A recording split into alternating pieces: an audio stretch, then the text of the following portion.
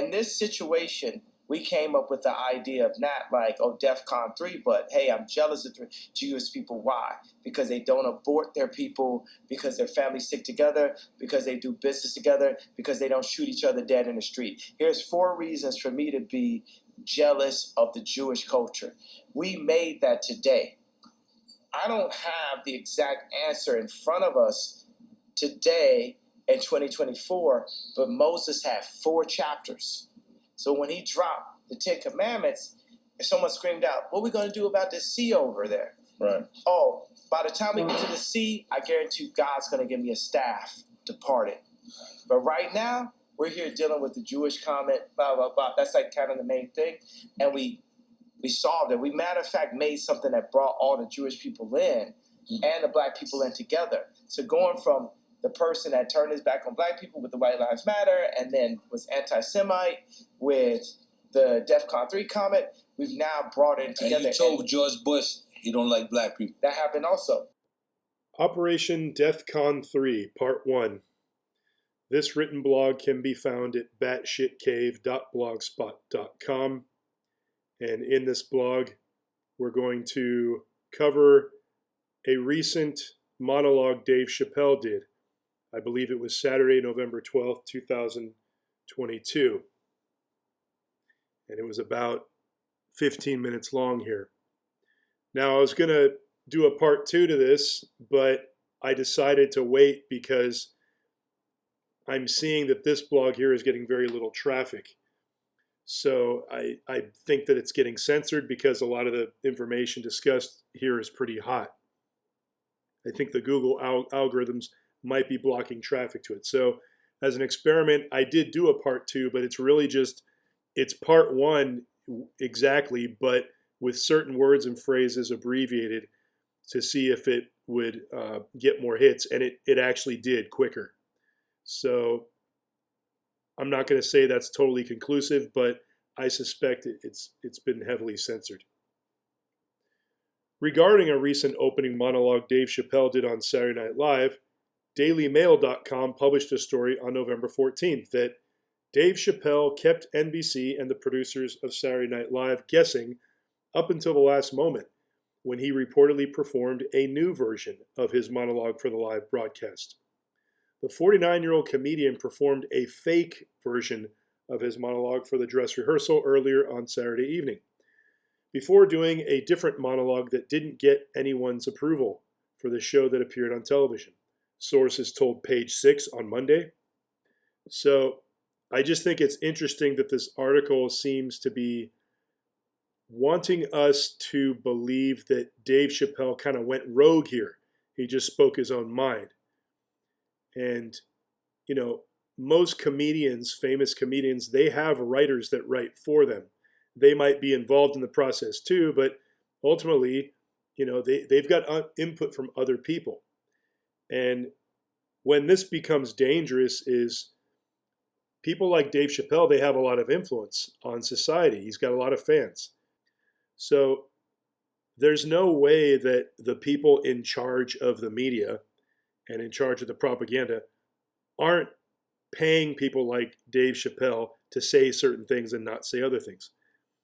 I'm not going to sit here and bring you conclusive proof right now as I make these statements, but what I am going to do is I'm going to break down what he says here, and I'm going to show you what it points towards.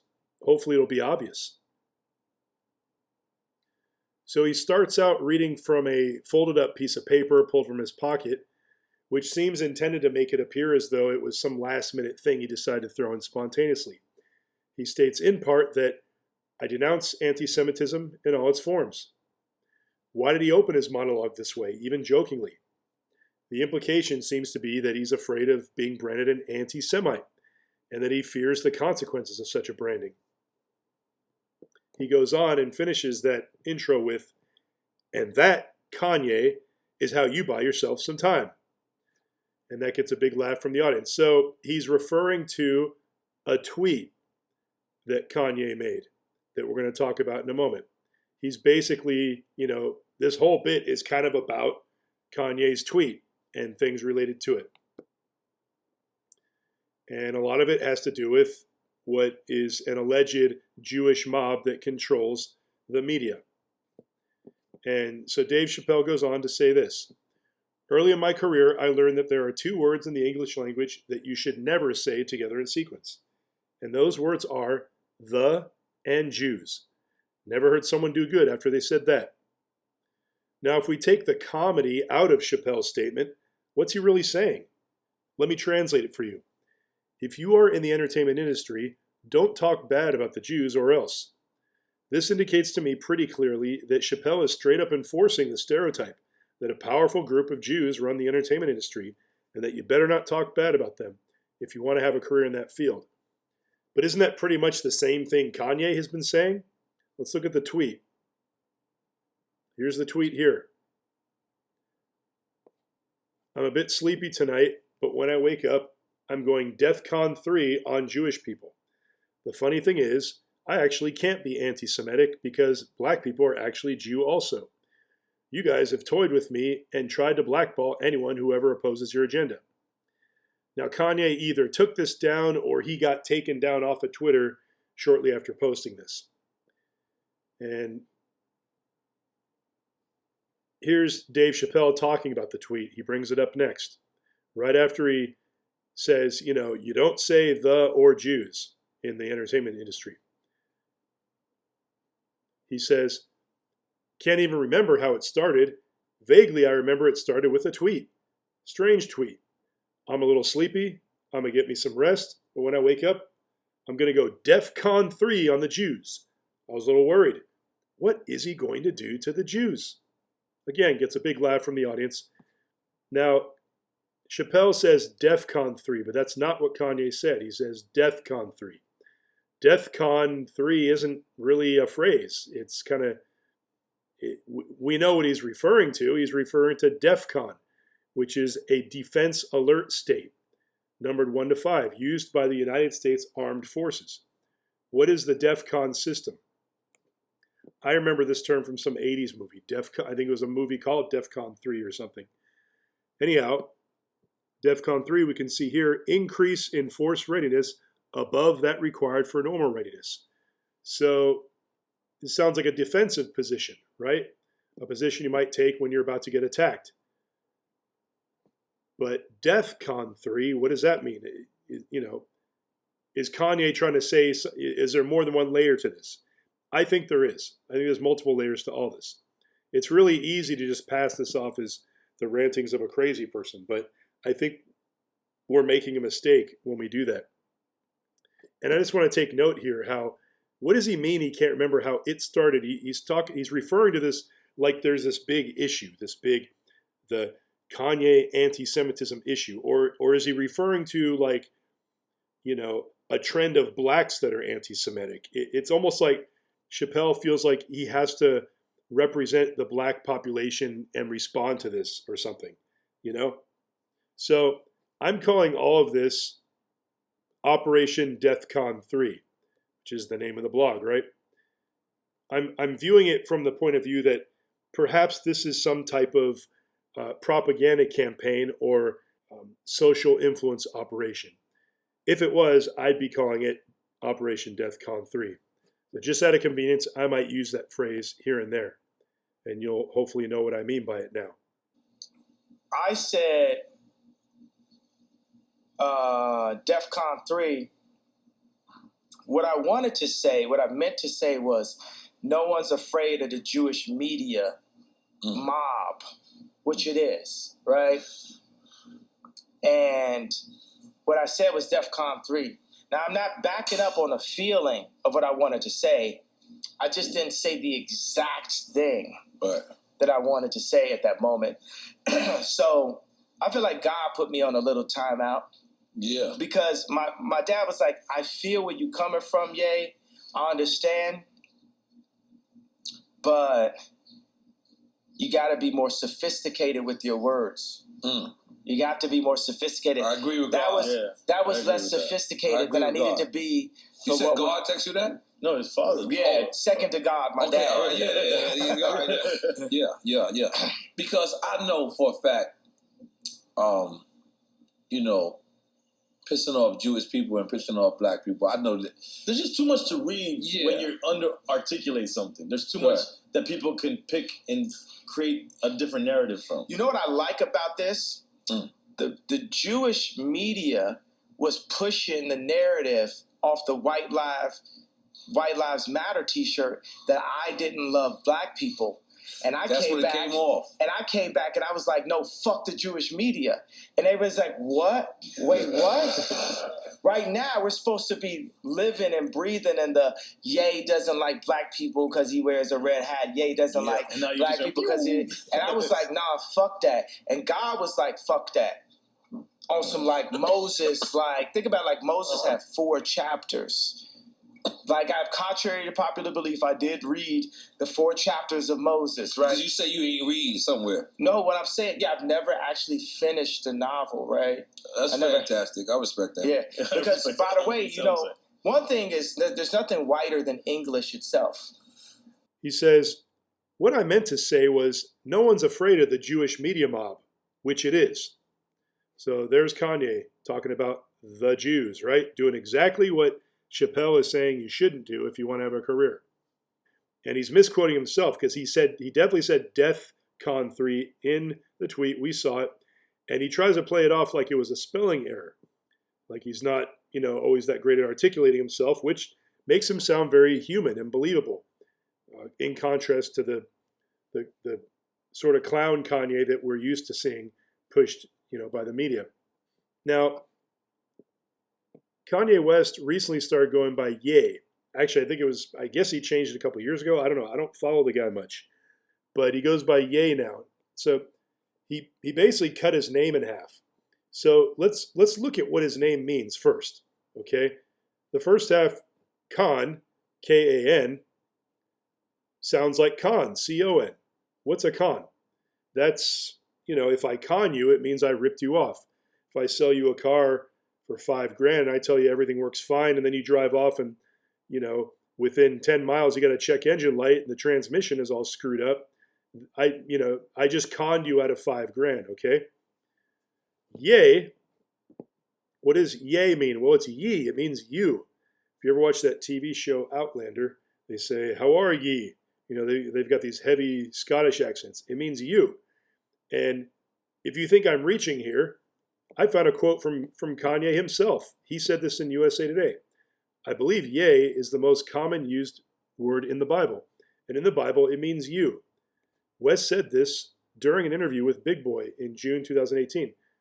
So, he's conscious of this fact when he renames himself Ye. So why would he rename himself?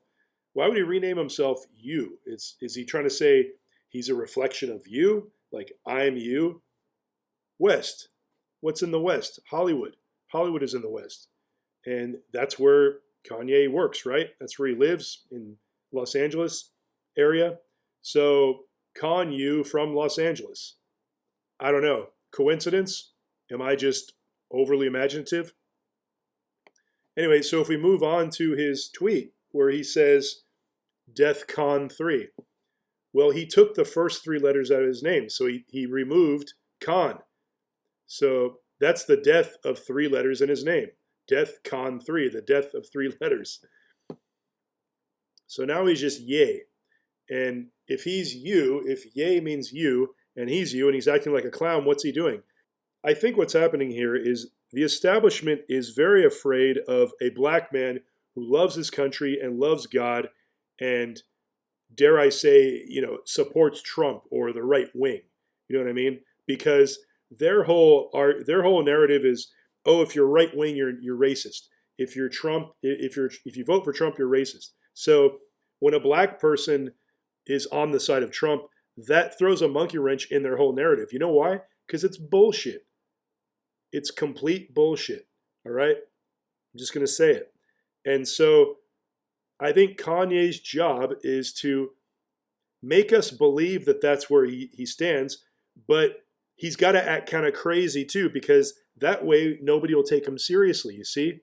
And if he's Ye, if he's you, that means he's misrepresenting you. He's supposed to misrepresent that percentage of the black American population that maybe is open to the right wing, who maybe is open to, Trump and patriotism and, loving God and things like this. So if he's representing that percentage of America and he's making a clown out of it and he's making an idiot out of it, well, doesn't that serve the propaganda machine? That's not rebellion. That's helping the propaganda campaign, you see? So I think he's doing damage. And to be fair, I think Alex Jones is doing the exact same thing for the white population. And, Kanye goes on in that Drink Champs interview and starts talking about how he wants his people to rise up like the Jews did. And let's copy what they're doing. Let's rise up the way they rise up.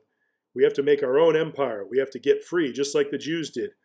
And it's just the way he's mixing up this idea of, the Jews run Hollywood and the Jews run entertainment industry and they're a mob and I'm not afraid of them and they're bad. Well, but then on the other hand, he's saying he's jealous of them and he wants to take, quote, his people and make them rise up to the level of the Jewish mob. So how is that good? I mean, how is that admirable? How is that Christian? How is that biblical, saying that I'm jealous of the power that they have and our race needs to rise up and assume that power, and even tying it into biblical stuff. I mean, this is the kind of thing that when white people say it, they get called, Nazis. I don't think that this is just crazy ramblings. I think there is a mind at work here, and it may not be Kanye's. It may be someone else's mind. And if you watch this interview and you listen to what the wording that Kanye chooses, he does make reference to, we planned, we decided, he speaks about a we. And I don't know if he's slipping or if he's referring to something that I don't understand, but he makes it sound like there is kind of a think tank behind Operation DEFCON 3. So Kanye goes on to say in the tweet, "You guys have toyed with me and tried to blackball anyone who ever opposes your agenda." This is interesting because the word blackball is Masonic, actually. And I don't know that he meant it in a Masonic way, but there's also a Jewish connection here because what's a blackball? It's literally a black cube. And the black cube is a prominent symbol in ancient Jewish mysticism, Kabbalah, as well as Freemasonry. Because in Freemasonry, when a candidate wants to be accepted into the Freemasonic order, they'll have a vote at the lodge. And this is how they vote. They put a white ball if they accept the candidate, and if they blackball them, they throw a black cube in there. I don't know why it's a cube when they call it a black ball. But, if you've seen some of my other blogs, you study the occult, you know that this black cube is loaded with all kinds of, connotations here. And another level to this statement that Kanye made in his loaded tweet there could be that he's trying to say that he feels rejected by the cult or the Jewish Zionist mob that he wants to be his people to be a part of or to appropriate. You see? So this kind of makes it sound like he's rebelling against the system, which more likely he's just another actor in it. So let's get back to Dave Chappelle's Saturday Night Live monologue here. He continues on this theme of, the Jews and all that. "I grew up around Jewish people. I have a lot of Jewish friends, so I'm not freaked out by your culture. I know a little bit about it just from hanging around. Be like, yo, let's go out after school tomorrow. They'd be like, we can't go out. It's Shana Na tomorrow. I'd be like, what? What is Shana Na? So he said Shana Na twice, and it just sounds like gibberish, right? It sounds kind of like Rosh Hashanah or something. It's supposed to be like the holidays sound like Shana Na or something, right? Shana Na is actually a group, a musical group. I don't know if they're still around, but they played Woodstock right before Jimi Hendrix, actually, in 1969. And they had a TV show from the late 70s to the early 80s. So people of a certain age all know exactly what Sha Na Na is. So it's interesting that he asked the question. He's asking you, what is Sha Na Na? Why is he asking? Does he want you to look it up? Is he saying, hey, I'm trying to talk to you people who are a little older and who know what Sha Na Na is? Or did he just pull that out of a hat? Was this just another one of those things he decided to do off script without getting permission first? But interestingly, he segues from this musical group to another musical group, Run DMC. Right after that, he says, why do some of your people dress like Run DMC? And it's very funny. Crowd laughs, but it's kind of true. I mean, look at what he's tying together here, okay? He's talking about music, he's talking about groups, and now he's talking about a rap group.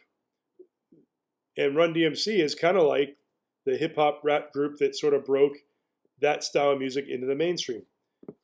And they wear black, like the Hasidic Jews, and they wear hats that are kind of similar. So if he's also saying that you don't say bad things about the Jews, and that basically sort of saying what Kanye's saying, that they run the industry, well, what does that mean? That you see what he's tying together here? I mean, Chappelle goes on. A year ago, I'd seen him on a podcast called Drink Champs. Great show. Kanye said, only millionaires wear chains. He said, I'm a billionaire. He went on Drink Champs again. He said, I can say anti-Semitic things, and Adidas can't drop me. Adidas dropped that nigga immediately. Ironically, Adidas was founded by Nazis. Look at everything he's tying together, okay? He goes from Sha Na Na to the Jews to how Run DMC looks like the Jews, and then he's talking about chains, and he's associating chains with financial status. And he's tying it into Kanye, and how Kanye is like, I make so much money, I don't even wear chains, And you think about the fact that Run DMC wore big chains, big ones. This was part of their image. And you started seeing kids in schools and stuff, and breakdancers wearing like these thick gold chains. And he name dropped Adidas too. And he says they were founded by Nazis. So now we have Nazis, chains, Adidas, Jewish mob. I mean, these are heavy. He's messing with heavy duty symbolism here. But he's saying it conversationally in a way that sounds innocuous and harmless. But it's pretty deep what he's tying together here. I mean, you talk about chains and you talk about Nazis, you start thinking slavery, right? And this is a chain gang right here, okay? Are these gold chains? If they're working for Adidas, I mean, look, they had a song called My Adidas, all right? They were advertising Adidas, wearing their jumpsuits.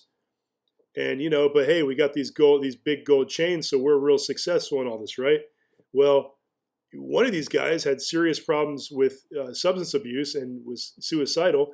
And another one was shot and killed in a drive-by shooting. So, I mean, they're just human beings, right? They got flaws, they got problems. Success doesn't necessarily mean your lives are great. But at the same time, you see this a lot with famous people. And you wonder, are they really what we think they are? They're really all successful, and it's all just gold and women and drugs and sex and rock and roll, right? Are they really slaves? Do these chains represent a different form of slavery? All right, here's some gold chains. You feel better now? Now go to work. Go shoot some hoops. Go play some football. Go rap some lyrics. Get those kids on our side here. Here's what you can rap about. Here's what you can't. Prince, before he died, he wrote that word slave on the side of his face and went on tour. What do you think he was trying to say? I think he was trying to say, I mean, that's a pretty big statement, right? When Prince writes slave on the side of his face. He did that. Go look it up. And, this card comes up a lot, this Rider-Waite tarot deck card, the devil. Because look, they're wearing chains, but they're loose. They can take them off anytime they want. They're not taking them off because they think it's okay. These guys aren't taking their chains off because they think it's great. They think it's a sign of their success, right? Well, so do they. It's like, Adam and Eve or Adam and Lilith after the fall, and they're naked, and they're not ashamed because they're fornicating. And the grapes represent wine and getting drunk and drugs and all that. And the fire is wisdom and other things, So, and they're kind of smiling, right? but they're slaves to Satan. They're slaves, and they're happy, you see? So there's deception going on here. It's right in line with what's going on today, and it's applicable to this situation, I think. So, Chappelle mentioned that Adidas was founded by Nazis. Well, he's kind of right. I mean, the owner's name was Adolf, the guy who started it, Adolf Dassler. Both Dassler brothers joined the Nazi Party, NSDAP, in May 1933 and also became members of the National Socialist Motor Corps. Furthermore, Adolf took the rank of Sportwart in the Hitler Youth from 1935 until the end of the war. During the war, the company was running the last sports shoe factory in the country and predominantly supplied the Wehrmacht with shoes. I believe they also supplied Jesse Owens with shoes too. So maybe this whole Run DMC thing was about cleaning up their image. You see how that works for them financially? Let's get some black guys here to wear our shoes, and that'll wash our hands clean of our racist history, right? Back to Chappelle's monologue. He had broken the show business rules. The rules of perception. If they're black, then it's a gang. If they're Italian, it's the mob. But if they're Jewish, it's a coincidence, and you should never speak about it. Why are comedians funny? They say comedians are funny because they speak the truth, right? George Carlin is a good example. Lenny Bruce was an example of an early comedian who spoke maybe too much truth and got, kind of blackballed as a result. But I mean, look at what Chappelle's saying here. Just take the comedy out of it for a second and look at what he's saying. If they're Jewish, it's a coincidence and you should never speak about it. Is someone speaking through Dave Chappelle and giving you a warning? Are they flat out just threatening you, saying, don't talk about it? I mean, I'm serious. Is that what, are Chappelle and Kanye just saying the same thing, but they're sort of pre-packaging it in a different manner? Kanye's playing the nutty guy who's kind of off the rails, and whereas Chappelle kind of like is still sort of accepted in mainstream society as being hip and cool and, edgy. And he's saying the same thing. So, I mean, is that the message here? Is the real purpose of Operation DEFCON 3 is the real purpose to say, yes, the Jewish mob owns the entertainment industry, and yes, fear them. And especially if you're black, do not speak out about it. Chappelle goes on. I've been to Hollywood. It's a lot of Jews. Like, a lot. But that doesn't mean anything. There's a lot of black people in Ferguson, Missouri. Doesn't mean they run the place. You could maybe adopt the delusion that the Jews run show business. It's not a crazy thing to think. But it's a crazy thing to say out loud in a climate like this. So again, I on one hand, it's kind of like Chappelle's saying that it's a delusion to adopt the idea that the Jews run the show business. But then he follows up just sort of enforcing the idea that it's true. It's a crazy thing to say out loud. Why is it crazy? Because it offends people? Why is Dave Chappelle worried about offending people? If he's this edgy guy who's just like a regular guy like you and me off the street who's just speaking his mind, right? I think it's a warning, and it's a pretty specific one. In the last part of his monologue, Dave Chappelle starts talking politics. Specifically, he cites the midterms, which had just ended not too long before this Saturday Night Live episode was filmed. So it is relevant. And he starts by picking on Herschel Walker, who is a black Republican Trump endorsed. Now that midterms are over and it's crazy climate, the most ominous sign of midterms, I believe, would be Herschel Walker, who I don't want to speak badly of because he's black, but I have to admit, he's observably stupid. Even when he's not talking, his mouth be open a little bit. So first of all, he says he doesn't want to talk badly of him because he's black. Well, what does that mean? That he favors black people? Well, okay, funny enough, it's not politically correct, but hey, I can laugh at it. But the thing is, he started his whole routine out by saying, I denounce anti-Semitism, somewhat sarcastically. But it's like, he's playing around with what's moral and what isn't, what's correct and what isn't. I mean, it's okay to be, racist in the sense of putting blacks above others, but it's not okay to be anti-Semitic. I mean, what's the message here, Dave Chappelle? I'm a little confused.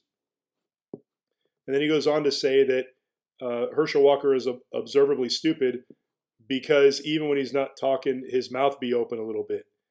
Okay, I mean, do you just want to point at someone in the crowd who's fat and just make fun of them because they're fat? Because it's kind of the same thing as what you're doing.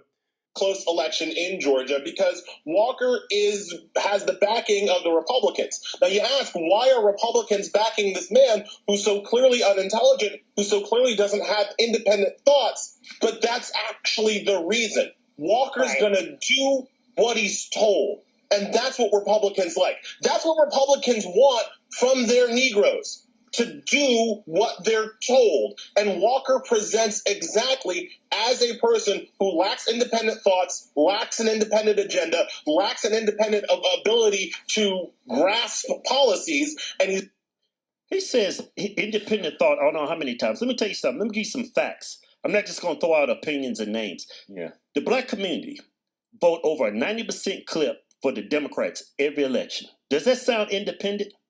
Does that sound like independent thought? That sounds like a monolith to me. That's what's plaguing the black community. Yeah. There's no independent thought. And when a black guy steps out of that and votes Republican, now he doesn't have independent thought, even though he makes up less than, 9% of the black community when it comes to voting for Republicans. Yeah. He doesn't have independent thought. Yeah. So black people are supposed to just think one way. White people for the Democrat Party don't even have to be racist no more because they have black people like that filling those shoes for them. He said he was unintelligent and then called him a Negro. Yeah. What if a white Democrat said that? Yeah. It's racist. Everything you said, you're actually projecting the entire Democratic Party. Yeah, you're pretty much telling on black Democrats what's plaguing the black community. Everybody thinks the same way. That's why over a 90% clip, they run to the polls to vote for Democrats. Why? Because they think Republicans are racist. Because of people like this dude. Yeah. Who's selling them out. Yeah. For whatever. I don't know what this dude's getting. How is he unintelligent if he's pro-life, if he knows what a woman is? I mean, we just appointed, Biden just appointed a black woman because she's black. And she can't even identify what a woman is. But you're trying to say Herschel Walker is unintelligent? How can you get on TV and call someone unintelligent because they have different opinions than you? I mean, you're supposed to be an intelligent man. I mean, if you want to debate somebody, you don't call them names. You point out facts. Point out facts about his policies that's horrible for America. You didn't mention that one policy. Not one. You just call him unintelligent. And then that he's a Negro for the Republican. You've been vocally pro-life, supporting a ban on abortions without exceptions. Would you support a complete ban on a national level? Well, first of all, see, that's not true either. I said I support the heartbeat bill. And I said I support the Georgia heartbeat bill because that's the bill of the people from Governor Kemp. And I said that has exceptions in it. I said I'm a Christian, but I'm also representing the people of Georgia, and that's who I represent. So what the people of Georgia stand for, I'm going to stand with them. I think that the women of this country and the women of this state woke up one summer morning and a core protection that they've known for 50 years was taken from them by an extremist Supreme Court. And I stand where I've said I'd stand in the past, that a patient's room is too narrow and small and cramped a space for a woman, her doctor, and the United States government. We are witnessing right now what happens when politicians, most of them men, pile into patients' rooms. You get what you're seeing right now. And the women of Georgia deserves a senator who will stand with them. I trust women more than I trust politicians. May I respond? Very quickly, Mr. Walker. You know, it is, and I heard about him there. I heard he's a neat talker. But did he not mention that there's a baby in that room as well? And also, did he not mention that he asking the taxpayer to pay for it? So he's bringing the government back into the room. So he's not talking about that. So when he mentioned that, it's like I've not seen too many pastors that would say that statement. Mr. Warnock, I'll give you a chance to rebut. I am a pastor. I'm a man of faith. And I have a profound reverence for life and a deep respect for choice. And because I have such a profound reverence for life, it's one of the reasons why I've stood up to address this issue of maternal mortality in our country. We lead all of the Western nations on that front, and Black women are 3 to 4 times more likely to die even when they have the insurance and the income. Now, that's something government could actually do something about. And I joined with Marco Rubio of Florida to pass a bill to address maternal mortality. The women of Georgia have a clear choice as we're watching women die. Do you want a senator who wants to control your life, or do you want a senator who wants to save your life? Well, I want to save your life. Well, what's funny, We man, need to keep moving, Mr. Walker. I have to respond to this. Very quick. Because he told me Black Lives Matter. And if you think about it, Senator, in Atlanta, Georgia, there's more Black baby that is aborted than anything. So if Black Lives Matter, why are you not protecting those babies? And instead of aborting those babies, why are you not baptizing those babies? Mr. Warnock, or Senator Warnock, will give you a chance to respond to that. I think the women of Georgia have a clear choice. He says no exceptions, even in the case of rape, incest, or the life of the mother. I think that's extreme, it's out of touch with Georgia, and I intend to do the work that senators can do. See, he didn't read the heartbeat bill the way he didn't read the heartbeat bill. That there is exceptions for that in the heartbeat bill. So when he made a statement that is untrue, that we need to move on. Okay, we've got a lot to get in tonight. But really what this was he was using Herschel Walker, a Black Republican endorsed by Trump, as a stepping stone into talking shit about Trump, which he does in the next part. And let's not forget that Joe Biden is the current president. He's not talking shit about Joe Biden. He doesn't have any problems with Joe Biden, it seems. He wants to talk about Trump, who is no longer president, okay? Watching the news now, they're saying it's the end of the Trump era. He's what I call an honest liar. I've never seen a white male billionaire screaming at the top of his lungs, "The whole system is rigged," he said. I know the system is rigged because I use it. Then he pulled out an Illuminati membership card and chopped a line of cocaine with it and did a line right there at the podium. So, some people were saying this was a shocking compliment to Trump. There's more to it. You can look this up. He talks about Hillary Clinton and stuff.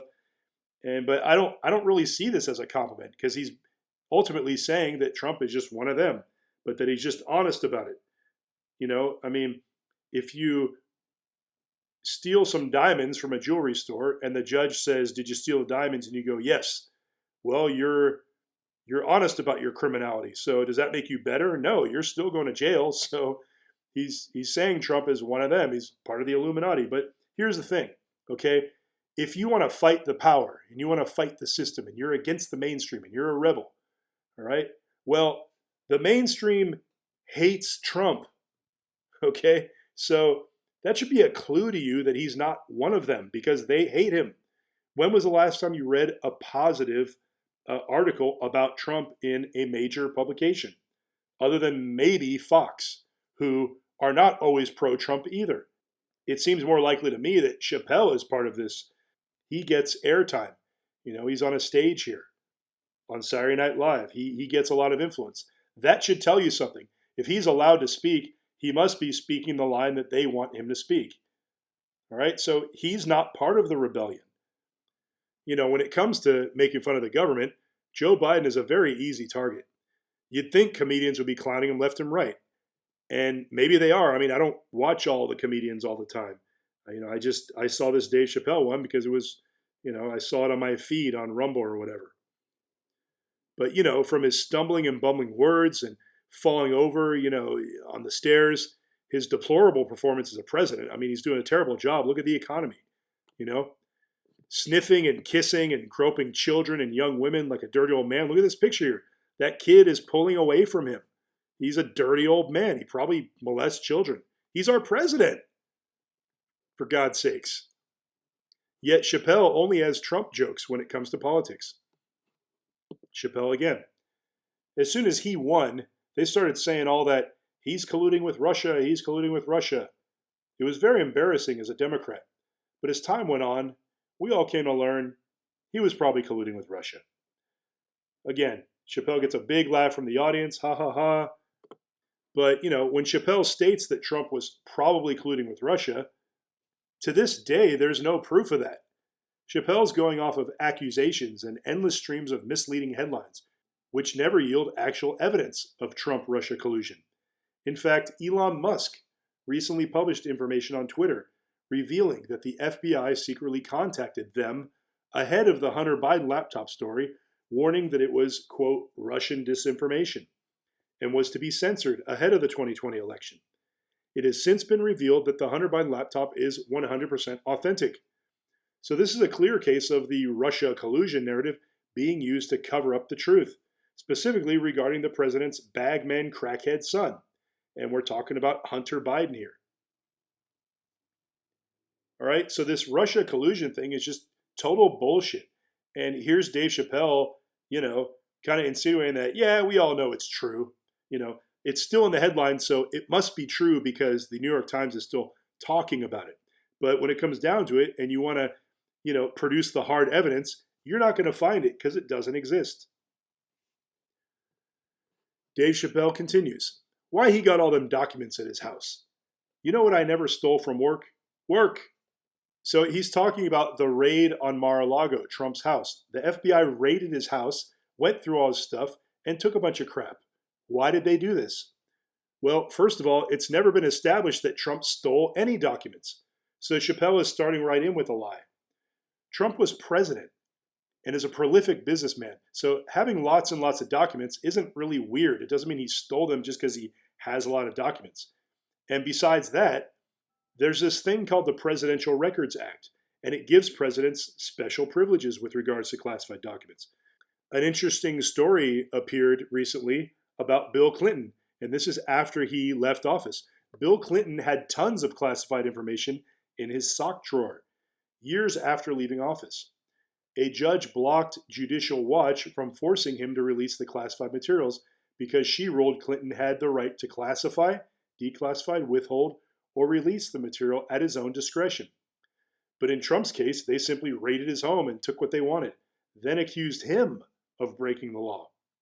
Now, if they can do that to a former president, imagine what they can do to you if they decide you are on their shit list. Oh, you'll start researching the laws like Sherlock Holmes then.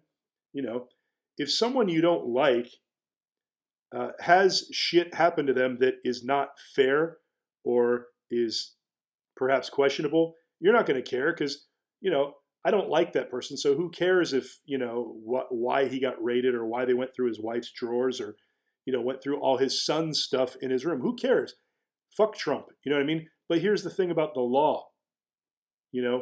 If the law favors certain people for political reasons, you could end up being the one who is on the receiving end of that. So, this is why the law is important and must be adhered to in an impartial manner. Because when you start getting political about it, now you don't have objective fairness anymore. You have a bias in the system. And if there is a bias, it's just a matter of time before that bias turns against you. And then you have to suffer for that bias. Now, interestingly, right about the time I posted this written blog, Joe Biden's name was in the news over classified documents that he had stored in his garage or something by his Corvette. And they keep finding more documents. He keeps saying, there's nothing there. And they keep finding more documents. And they're not doing anything to him. They're not raiding his house. They're not, his attorneys are going into his garage and ruffling through stuff and going, okay, here's the documents. What the hell's going on here? Why is it okay for Joe Biden to have all kinds of classified documents that he had no legal right to declassify? You see, because he was vice president. A lot of these date to when he was vice president, and I think even earlier. So he had no legal authority to declassify them. He wasn't under the Presidential Records Act. And here's a quote from Newsweek.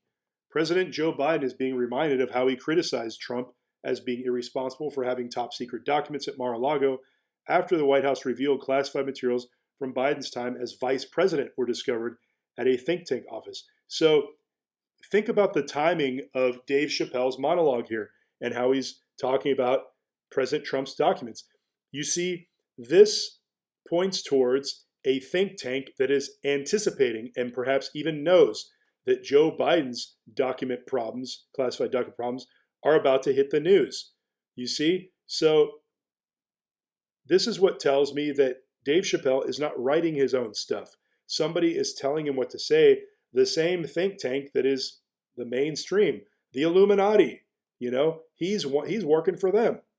So when he accuses someone of being Illuminati or whatever, he's accusing them probably of something that he actually is or is working for. And this is why sources like dailymail.com need to make it seem like Chappelle went all rogue in this routine. Mike Davis of Article 3 Project recently said this, and you can check this out if you want to see if it's true or not. But, I've got some links at the bottom of this page you can look at to verify. The whole point of this raid on Mar-a-Lago by the FBI was because President Trump declassified the Crossfire Hurricane Russian collusion documents through a presidential memo on January 19, 2021. The Biden Justice Department dragged their feet and never publicly released these documents. Trump had them, and they were worried that Trump was going to release them. They know that these documents are very damaging for Obama, Biden, Hillary, the FBI, the intel community, because they show that they cooked up the Russia collusion scandal, the Russia collusion hoax, to politically hurt Trump in 2016. And it continued to hurt him when he was the president. And so they had to go get back these documents. That was the purpose of the raid. They went to a biased judge magistrate, Judge Bruce Reinhart. They got an illegal general warrant, and they went and got 11,000 documents. So again, there's links at the bottom of this page if you want to, look into that. So, all these people going out and saying, yeah, Trump was colluding with Russia and all this, if they can't bring the receipts, if they can't disprove this statement here, they don't know what the fuck they're talking about. Bottom line, they're not interested in the truth. They're just interested in agreeing with the masses. Chappelle continues on politics. War in Ukraine brought it all into focus. Lucky for everybody in the Western world, the Ukrainians are way better fighters than we thought they'd be. God bless them. They're doing good. They killed 10,000 Russians the first week of the war. How is Russia losing to Ukraine? Okay, so now he's getting into the Ukraine thing. Now, Ukraine is known as one of the most corrupt countries on the planet. I think it was like the third most corrupt. A lot of money laundering goes through there. The Bidens have all kinds of tentacles in Ukraine dating back for years. All right? And you can look into that and verify it. And, the Biden administration has sent something like $100 billion to Ukraine so they can defend their border. Well, go look at our border and look at how many illegals and how much fentanyl is pouring through. Crime is going up all over the country. You keep reading about all this insane shit going on in Chicago and in Atlanta and in Portland. In these cities, these murder rates are going way up. Rent prices are going way up. Inflation is going up. Have you seen the price of eggs lately? This country is going to shit, and we have $100 billion to send to Ukraine to help them fight Russia, who is a nuclear power, by the way. So we're taking sides in a fight that Ukraine cannot win, all right? And we're flirting with World War III, how about let them figure it all out over there and let's take care of our own people? How about I care about America's border more than Ukrainians' border? Why do we care less about our own home than we do about someone else's home? If someone's breaking into your house, are you going to run across the street and help your neighbor who's getting his house broken into first? Or are you going to stop your own house from getting broken into first? Chappelle goes on. Now that the midterms are over, the whites are like newborn babies. Just woke up. Everything white people mad about, we've been on that. Man, I can't feed my family. Black people like, man, we've been on that. Man, we can't trust the government. We've been on that. Man, we should dismantle the FBI. Word to MLK, we've been on that. Right? So what's Chappelle saying? Is he saying white people haven't been poor before? Well, I'll tell you what. There's this thing called the Great Depression that occurred in the 30s, and a lot of white people were dirt poor. Okay, so white people been on that too. Now, if you're not a slave, that's great. It's great not being a slave. It's great being free. But if you're broke and you can't even afford food to eat, to put on your table, how free are you really? We can't trust the government. There was this thing called the assassination of JFK, John F. Kennedy, who was a white guy, all right? And his brother was assassinated too, RFK, Robert F. Kennedy. The president gets assassinated. You think that black people weren't freaked out by that and white people alike? See, what Dave Chappelle's job is here is to get people divided. He's not here to unite people. He's not speaking the truth here. There might be some truth to what he says, but he's mixing it with misinformation. He's helping the deep state to divide and conquer us by race. If you're white, you're supposed to laugh along when he insults white people. You're supposed to go, ha ha ha, yeah, we suck. And if you're black, you're supposed to go, ha ha ha, yeah, the Jewish mob, that's okay. Let's not talk bad about them. I mean, it's a comedy routine, but it's real serious stuff that he's talking about. So, I'm sorry if I have a very serious response to what he's saying. I'm sorry if I'm not laughing. As if Operation DEFCON 3 couldn't get any wackier, Ye decides to spend like 3 hours on the Alex Jones show, just days after walking off the set of Timcast, after just about 10 minutes or so. He comes out wearing a Balenciaga gimp mask, saying things like, I love the Nazis and I love the Jews. Ye and Alex Jones, these are the two pillars of disinformation. Alex Jones is there to make white people who, support Trump or maybe think outside of the box or maybe, believe in space aliens or think the election was stolen. He's there to make them all look like fools. Ye is there to make black Republicans look like fools. Anyone who's black, if you, God forbid, support Trump or call yourself a Republican or are for gun rights, anything like that, he's there to make you look like a clown. So this is the twin pillars of disinformation right here, in my opinion. And you put them both on the same show. Kanye gave him 3 hours. He gave Timcast 10 minutes. That's got to tell you something. He's giving his time to Alex Jones. And, we could talk about this gimp mask he's wearing by Balenciaga. Balenciaga recently was involved in some controversy because they had some kind of, child abusing imagery in their ads, which Kim Kardashian had to come out and talk about, where she didn't, explicitly condemn Balenciaga, of course, because she doesn't want to lose her money, whatever sponsorship she's getting. But, he's still wearing Balenciaga. So is he anti-pedophilia or isn't he? If you're anti-pedophilia, why are you supporting Balenciaga? Why aren't you calling them out? Anyway, going to leave it there. If you'd like to support my work here and what I'm doing in my research, you can go to buymeacoffee.com, and I am Joe Gilmore there. I'll put the link in the description. Follow me on Rumble. My handle is Joe Gilmore there without the E. Also, if you'd like to send me any comments or feedback, you can send it to tinfoilhatfashion@protonmail.com.